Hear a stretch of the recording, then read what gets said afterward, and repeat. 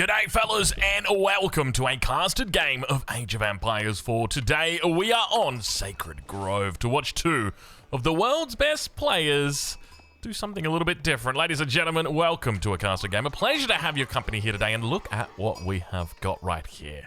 Wow, oh wow. I tell you what, the Dark Age continues to evolve, it continues to move on, but this is probably the first time I've ever seen a player do this. Move out over to the hunt immediately. And that means, for a number of things, MarineLorD's going to be, well, he's going to be having a bit of a tough game. Anyway, let's start off by introducing our players, then we'll get into dissecting these little deer out here. Ladies and gentlemen, spawning in the north of the map in the color blue, playing as the Delhi Sultanate representing Team M8, it's MarineLorD.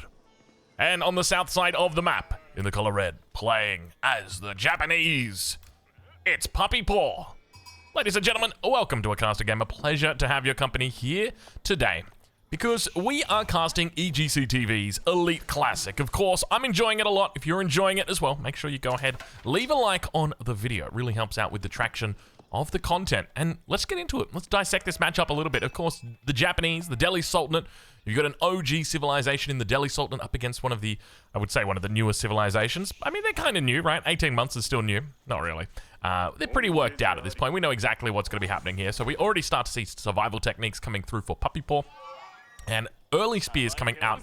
So judging by the way that he's got the deer here, or at least the spear here, he's looking to round up these deer. And I love it. I love it. It's just, we are seeing this more and more. It's happening pretty much in every game at the top level now. Players are fighting over the deer early on. And you can see MarineLorD now going to be heading over towards this position, very aware that his enemy is now potentially pushing his deer. And keep in mind, every step that you take away from MarineLorD's base gets closer to Puppy Paw's base. So there's two components to this. Number one, he's looking to secure deer for himself, but at the same time, he's also looking to deny that deer from MarineLorD. So Puppy Paw already off to a very strong start here. The fact that he's gone out quite early as well to do this, it's going to force back this scout, and it's going to mean that there are potential sheep back here that are going to get denied away from MarineLorD just by the fact that he does not have the ability to contest that right now, because he needs to worry about this hunt. And look at the control coming out from Puppy Paw, basically saying, no, my friend, you will not be denying these deer today. And look at the wonderful control that is already starting to come out. These spear, he manages to get, he takes out the one deer right here, and I think he's probably going to have to call it a day, because otherwise he's going to be losing his scout. He's going to be losing a lot more than one deer if that were the case. Look at the beautiful control coming through from Puppy Paw, my lord. I love this. I love this. And keep in mind that behind this, you know, players are doing other things, right? Like they're rallying villagers out to resources, they're aging up, and all this time they're trying to control this deer. So in the end, it's going to be successful for Puppy Paw. And like that is incredible when you think about it. So how does he look to open this? I mean, you could go for Kura Storehouse. You're not really going to be getting much out of Kura Storehouse. Maybe you could throw it down right on the wood line, then maybe you get a little bit arguably out of it, but realistically, there's not a whole lot that you're getting. So I think you can probably afford to open Shinobi here. But you are up against the Delhi Sultanate. We can expect to see Ghazi Raiders coming out, but keep in mind that with the spears already on the map, it's going to mean that there is less incentive to do that. But, I mean, what alternative is there? There's not really an alternative. I think opening up with those Ghazi Raiders is going to make definitely the most sense. But we'll ride on board here with Puppy Paw, as the age up is going to be coming through shortly. Hasn't really scouted much towards the north of the map, is using the scout as well as the spears here, just to make sure that the enemy presence is no longer here. Of course, he wants to make sure that these are right out the front of his base, but of course that means defending the front of your base as well. So expect him to play quite heavily into this feudal age, or at the very least maybe get some outposts up here to help defend it, but it's going to be imperative that he does that. And we've got one villager, 3 villagers on the Kura Storehouse, so it is going to be Kura Storehouse on the woodline as we suspected, but a very slow age up. Does that mean potentially that we could see, there's no way we see a castle coming out immediately from him. It's a very slow age up as well, only 3. I would have expected something like 6 on the Kura Storehouse for this kind of play, but you can see now coming through the scout. Oh my lord, he's got to be careful right there. 2 more hits and he'll be going down 100%. 7 plus the 17 is 24 damage. 2 times 2, you're talking 28 damage right there, and indeed it would absolutely kill that scout. So he does need to be cautious, but in the end, it looks like it's going to be 1, 2, 3, 4, 5, 6 deers that he steals away from MarineLorD. And I tell you what, Puppy Paw is going to be having a very jolly time. Outpost does go down, so indeed that's going to be the play. You know, we thought about this as a potential option. Meanwhile, back at home, it is going to be an archery range. Okay, there you go. You know, we were talking about prospective options for MarineLorD, the flagging the potential for the Ghazi Raiders, the unlikely nature that we'd see anything other than Ghazi Raiders. But in the end, MarineLorD says, no, you know what, Drongo? You're kind of right. Those spearmen, I'm not interested. I'm not interested in tangoing with the spearmen just yet, because you're going to need to outnumber them by a serious amount. And there's just no reality where you're actually doing damage in here. But look at the wonderful control that comes out in the end. Of course, he doesn't mind taking these out towards the front. He can just put down another farmhouse here.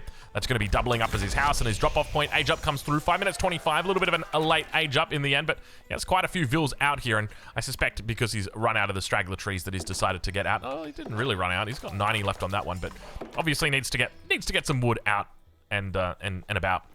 Anyway, we'll check in with MarineLorD and we'll see how he's doing, because the outpost for Puppy Paw is going to look pretty solid here. I would suspect that we're going to see potentially a stable added in on the south side here for Puppy Paw. I do suspect he's probably going to have to play into feudal age a little bit longer. Arrow slits are going to come through, but of course MarineLorD's going to be looking to try and deny this if he possibly can. Back towards home, we do see the archery range. No units actually in production at the moment, just the 2 archers. So I think Puppy Paw's probably scouting out. Yeah, Puppy Paw's trying to scout out exactly what the plan is here for MarineLorD. He'll see that the archery range isn't actually rallying any units towards the middle. It's just those 2 archers, and that's going to give him the clearance. Okay, buddy, well, you can head up to the castle age. You can go do whatever it is that you'd like to do. Harden comes through for these spears. Double broadaxe also coming through. A lot of upgrades on the way for both of these players. And now he's looking for any other signs of life coming out from MarineLorD. Wants to see a stable.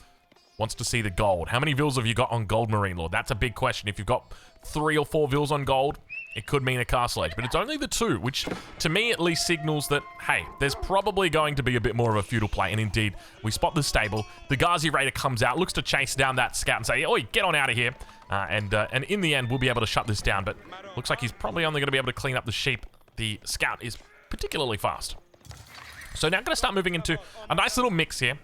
Ghazi Raider together with archers, and I think the most important thing that you've got to do from Puppy Paw's side is make sure that you've got enough to defend your position in the center. Now, it looks like he's going to be playing into the melee composition, which I think with the Japanese is one of the best combos that you can do, just because you get bonuses from, like, your Umabena Man. Just works incredibly well with the horseman. Then you get, like, all of the upgrades. You're getting Tatara, you're getting the tier 2, you're getting a whole bunch of extra attack damage there, and it's really helping you out. So you can play Spearman Horseman as the Japanese. Just feels very, very nice off the opening. The only thing you're really going to be losing to, so your Spearman is going to be countering any cavalry, your Horseman is going to be countering any archers, but if your opponent spams out spears themselves, it can be a bit difficult dealing with that. You're going to need some form of archer, potentially. Alternatively, you could look to maybe play into Samurai as an option, or Pagacia, but we'll have to see exactly what the play is here for Puppy Paw as the Sacred Site #1 starts getting taken towards the north. The second one also going to be picked up here. Meanwhile, towards the south, we don't see any Sacred Site contest happening down there. It's quite far away. Meanwhile, Ghazi Raider on Horseman up towards the north. No, I take it back. That's a scout. Hard to tell from this angle. Spearman's going to help out here. The scout should be able to tank it up. Manages to hold the Sacred Site in the center. Meanwhile, towards the center, Ghazi Raiders together with the Scholars should be able to absolutely convert that one for the moment, so he should be fine. We'll check in with MarineLorD, though, and see how he's doing. A little bit of a heal back up here. He's going to need to call reinforcements. Maybe get some archers up here. Look to potentially wall this one out. Definitely going to feel good walling this one.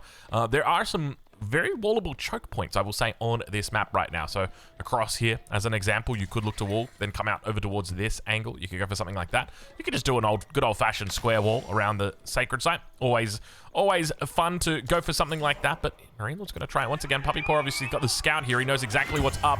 Triple Ghazi Raider in the north. He's going to have to try and pick up the Spearman. Should be easily able to do it. And plenty of Ghazi Raiders up here. Meanwhile, towards that south side in the center of the map, we do begin to see neutralization of that secondary Sacred Site. Not a whole lot of units up here, so he's going to cap this Sacred Site. We'll be able to pull back some Ghazi Raiders here and look to defend this up. Meanwhile, Horsemen are making their way towards the north. You can see a little bit of an intercept route coming through. No spears for MarineLorD just yet, by the way. So it means that these Horsemen are going to be finding pretty decent value here. Sacred Site neutralized in the center of the map. North Sacred Site still being worked on. Horseman going to head back towards here. And keep in mind, he is just pumping out food. This is exactly what Puppy Paw wants at this stage of the game. Like, the reality is, he is gathering up food out the wazoo. If we take a look at his food at the moment, he's sitting at 1,000 compared to MarineLorD, who's not even cracking 700. That is incredible, the difference between these two right now, to have such a significant advantage here. And it all just goes back down to those deer. Villager number 1 of the game will go down inside the base of the safe Japanese. But unfortunately, it is, it sucks. You lose a vill. Especially at this level, it matters quite a bit. We'll check in with MarineLorD. He's actually not gone for this sacred site. A little bit harder for him to actually contest this one. Bit awkwardly placed for him on the opposite side of the map. He's going to try and contest this one in the center again.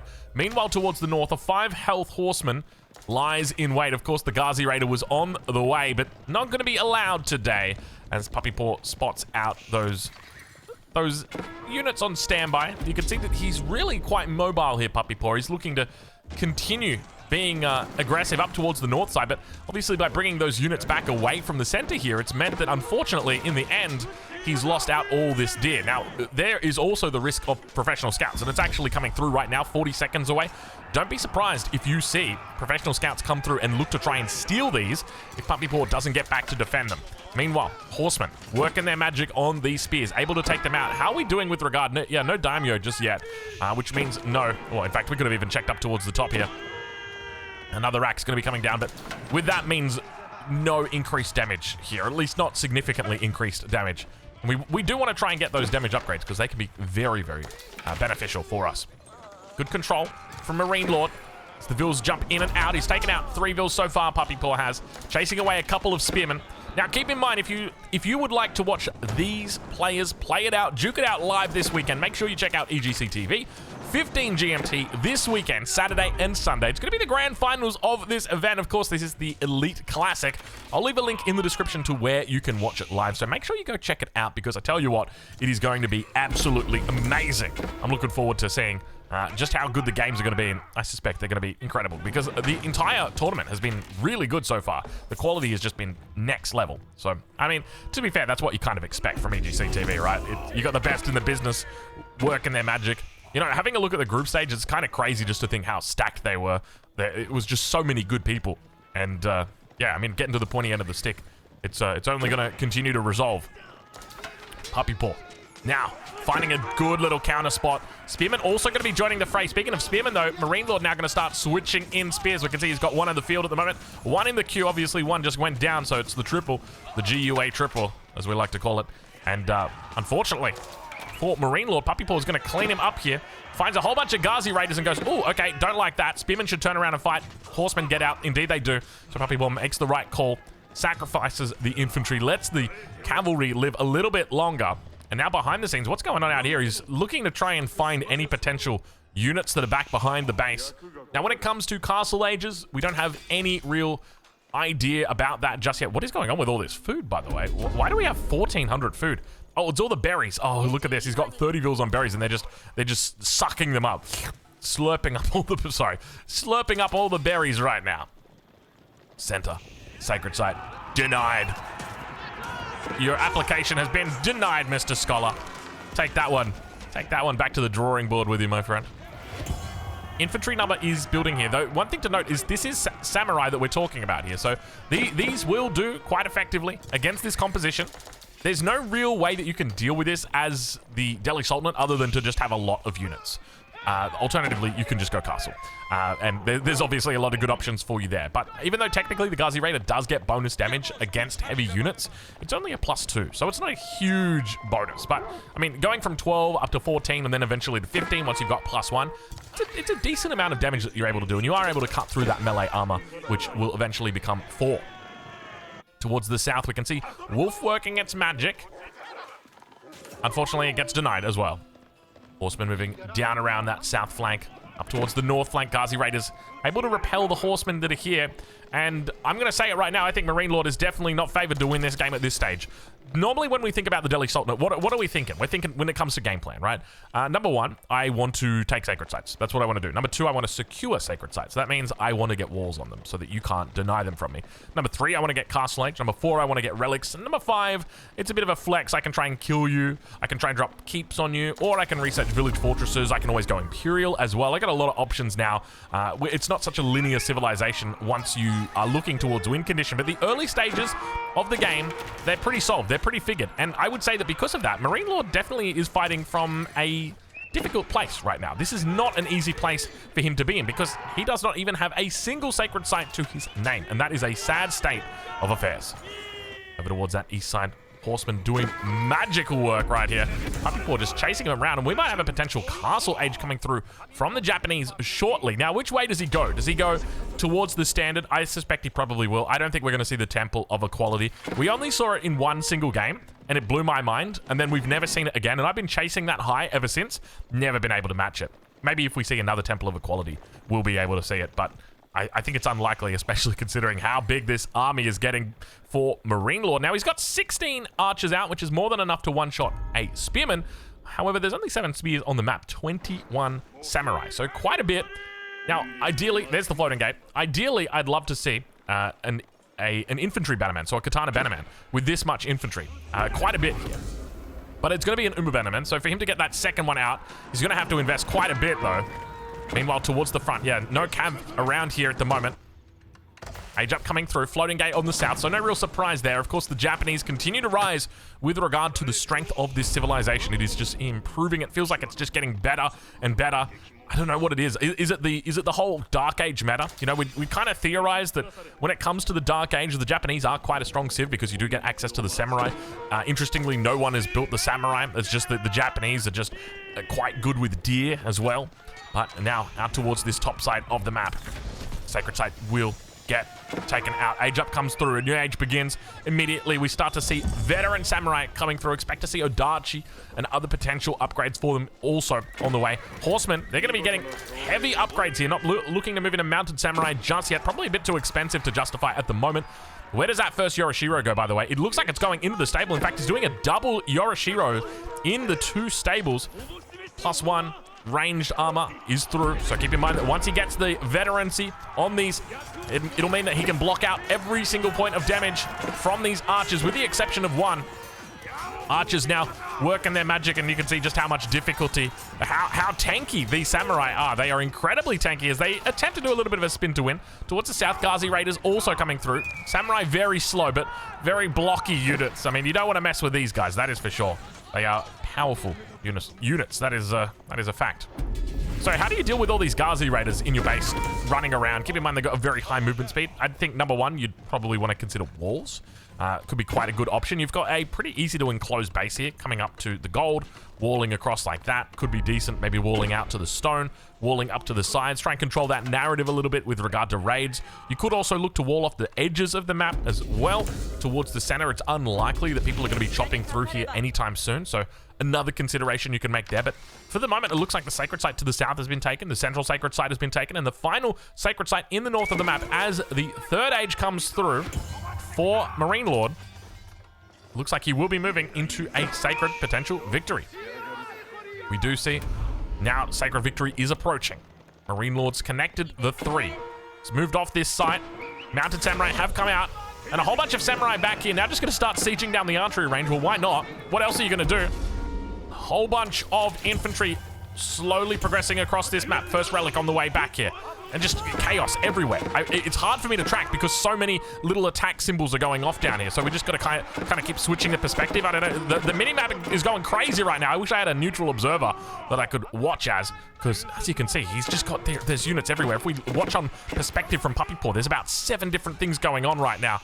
Gosh, I tell you what, if there's ever been a reason, so one of the things that I've asked for a long time in caster mode, which is what we're viewing the game through right now, is a neutral perspective. And we don't get that. So as an example, if ever a sacred site gets taken, then you get told, depending on who you're watching, what should happen to that sacred site. Like defend that sacred site or take that sacred site. So I'd love to see like a neutral sacred site. But this, I tell you what, this is going to be trouble. He's only got 3 crossbows out at the moment. MarineLorD's going to do his best to defend. Got himself quite a nice little choke point. Elephant's also going to come out and offer some assistance, but I tell you what, the armor on these units is probably just going to overrun this Delhi base. +2's on the way through. Wallalo on the defense, seeing if he can hold on a little bit longer.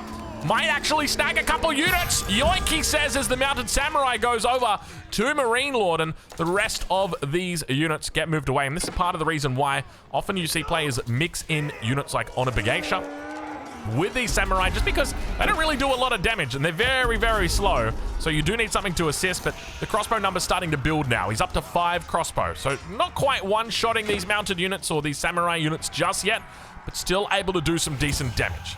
Towards the south, another sacred site. Gonna be contested here. Who needs to build walls around a sacred site when you could just stand on the sacred site instead? Fair enough. I take that point. Mounted a little bit of Japanese on Japanese action right here. Sure, it's not the first time for some of you folks this week, but let's take a look. Why do I do this? Sorry. Why would I say that? That's like when you let the what is it? You let the thing out, the demon out. You let the inner voice win. You know, like just say it. Just say it. Sorry. Oh man, it's all right. It's all right. It's not often that it happens that we let that inner voice win. But I tell you what, right now, Puppy Paw's inner voice is absolutely telling him how to win. Have a look at this. Huge amount of armored units towards the south, but that crossbow number continues to build. How many is he on? He's still only on 5. Here I am saying it continues to build. It's been 5 for a while now. He hasn't added in any more, despite the huge amount of mounted units and the huge amount of armored units he's seen here. What have we got here? A little bit of a mix on a bagation, exactly as we suspected. He's now out on the field for our Japanese player, Puppy Paw. Let's switch these over to income per minute. We're 21 minutes through this game. Get an idea on where these two currently stand. We're talking 13, 17, 26, 2,700 for Puppy Paw. Meanwhile, on the side of MarineLorD, why did I even count Puppy Paws? That's, yeah, MarineLorD's a little bit behind on the economy. He's transitioning to farms, right? You got to leave him alone, give him a little bit. He'll get there eventually. He's got to suppress that appetite while he remains working towards these farms. Farm count at the moment up to 15. It's going to take time to get here. He's got a handful of berry bushes back here, but not a huge amount. And because of that, this is going to be a tough game for him. Compare that to his opponent. We've got plenty of farms already up, but he's obviously taken quite a bit of the food for himself on this map. Another scholar goes down over towards that west side. The units continue to regroup south of the enemy base. We're right on board with Puppy Paw here. Upgrades are starting to come through for MarineLorD. You can see he's got 4 in the queue at the moment. 8 scholars, or at least 8 scholars in the bank. 8 scholars garrisoned, up to 9 now. Now let's check in with Puppy Paw and see how he's doing, as the second TC is coming up. So he's looking to scale the economy. You know what, Puppy Paw? If you're looking to scale your economy, I'm going to look to scale my legs out across this desk. I'm going to lean back here, ladies and gentlemen, because I think we might be in for a bit of a long one here. You never know how these games go. You could get a 12-minute game. You could get a 30-minute game. The amount of 12-minute games I've started classing and just gone, all right, well, that one's not going on the YouTube, is it? So I'm hoping that we might get ourselves something quite good today. And the fact that we've seen that second TC is a good sign. The question's going to be about how MarineLorD matches it. I suspect it's probably going to be with village fortresses. Mounted Samurai looking to come through on the backside. Another little attempt coming out for MarineLorD, looking to hold it on a little bit stronger. Careful, Puppy Paw. Don't want to do it again. No remixes, no reruns today. All right, my friend. Vills to the top. Oh, it's terrible damage. 10 Vills already taken out this game. MarineLorD losing quite a bit here. Should get cleaned up by the lances that are there. Crossbows now able to repel. He's up to 18 crossbows, so starting to look a lot healthier on that crossbow count. Puppy Paw is really putting on the hurt this game, though. He is coming in from every angle. We saw earlier just how much control he had out on the map. Now he's taken 1 sacred site, 2 sacred sites. Come on, baby. Count it with me. 3 sacred sites. By the way, cool haircut this little guy's running. Anyway, so far, he's going to be repelling this defense MarineLorD, but he's got some bigger fish to fry, some bigger problems to process, as the sacred victory is now approaching, except not for him. It's for his opponent, and that's not a good thing. Keep is going to come online. He's also throwing the mosque up for the Wi-Fi, which means it's likely we will see village fortresses coming out.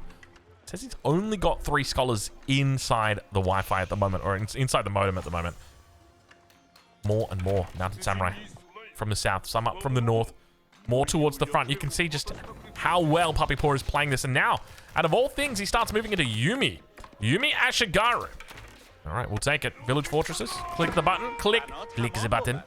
I feel like we had a little bit... We channeled a little bit of work the supplies. No, what is it? Get the supplies. Drop the supplies. That was... that was pure ponage, man. Jeez. If you guys were... If you were around for pure ponage, as I used to call it, you got yourself a beautiful treat. didn't you? They were the days. They were the days. Village Fortresses is coming through. 3 minutes and 40. It's going to take some time, but we'll get there eventually. And once we do, we will catch up to the Japanese. That's at least what Puppy Paw is going to be looking to fight against here. Double Yorishiro still in these stables. Where did the rest of them go? Can we click on the Yorishiro? I don't think we can. There's no actual way to find them. We could go looking for them. Let's go looking. Let's see what we can find. We've got triple stable Yorishiro. Okay, I did not think that was going to be on the cards today, but apparently it is. Is there any... Oh, there's the fourth one. He must have... Okay, it's a siege workshop. I was going to say, there's no way. It's a quadruple Yorishiro in the stables? No, it's a triple stable Yorishiro with the siege workshop now coming in. Now, there's one thing I love, and it is siege workshop Yorishiros. I absolutely adore them because the siege workshop is expensive. Ideally, you want to avoid making lots of expensive buildings. And on top of that, it's going to reduce the time it takes to construct a lot of those units or train a lot of those units. And because of that, it really makes it quite a valuable investment throwing that in. I'm less of a fan of the stable now that we've kind of reached that mid-game point. I think investing those Yorishiros into something, maybe like some infinite gold, can definitely net some strong rewards as we now move into the 26th minute, or shortly into the 27th. Archer number looking good, though, for Puppy Paw on the defense. Plenty of mounted units here as well. 24 crossbows out for MarineLorD, and triple from inside the landmark, throws it down, misses everything, a swing and a miss, and everybody goes back inside. He took one of the relics with him. I tell you what, I wish that was impossible to do. There's never a time where you want to take a relic with you inside. I mean, maybe you do. Maybe you want to surprise somebody. He's bought himself a bit of time here. Mounted Samurai still going to work it. He's got the one. Get back in there, Sonny Jim. Get back in there. He's going to drop the relic on the ground. 7 minutes to go for that sacred side victory as well for Puppy Paw right now. And MarineLorD is getting, well, I would say that he's getting eaten alive. He's really not. I mean, he's doing a pretty decent job of drawing even here. He's doing a really solid performance with regard to the control on the scholars, just keeping them in the front here. And you can see the samurai just going to get repelled. Crossbow number looking very solid. Chef's kiss. The only trouble I've got is we've still got village fortresses coming through. It was a very late castle age, and because of that, late village fortresses. And when you think about it, right, like, if we think village fortress, 3 minutes and 40, how many vills can you train in 3 minutes and 40 seconds? Like, even though that's like, you know what, that's an irrelevant number. Let's say you got it 3 minutes earlier. You're talking about 9 villager difference on one keep. If it's 2 keeps, then you're talking about an 18 villager difference. And when you look at these numbers, it really starts to add up quite quickly. Towards the north, sacred sites, potentially going to get challenges. Throwing down the outpost, expect him to get that sprinkled in placement in shortly. Meanwhile, back towards the front, we do continue to see more mounted samurai building up. Yumi Ashigaru's switch is well and truly alive now. We've also got the Bannerman coming out for them. At least I think that was the Bannerman coming out for it. Yeah, it was. We've got the Yumi Bannerman down here, buffing them all up. He's decided to call it quits on today, though. It's his day off. So unfortunately, you guys go ahead without him. Don't worry about it. We're just chilling out back here. Don't worry. Don't worry. It's okay.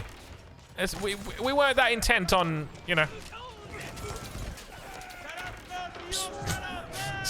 Sad little Yumi Ashigaru. I'm just sitting here looking at him like, what did you guys do to deserve that? Puppy Paw's just throwing you guys away. He's still making more. Like, there's no reason for it. If they were unupgraded Age 2 archers and he was in Imperial, I'd understand. But he just made them.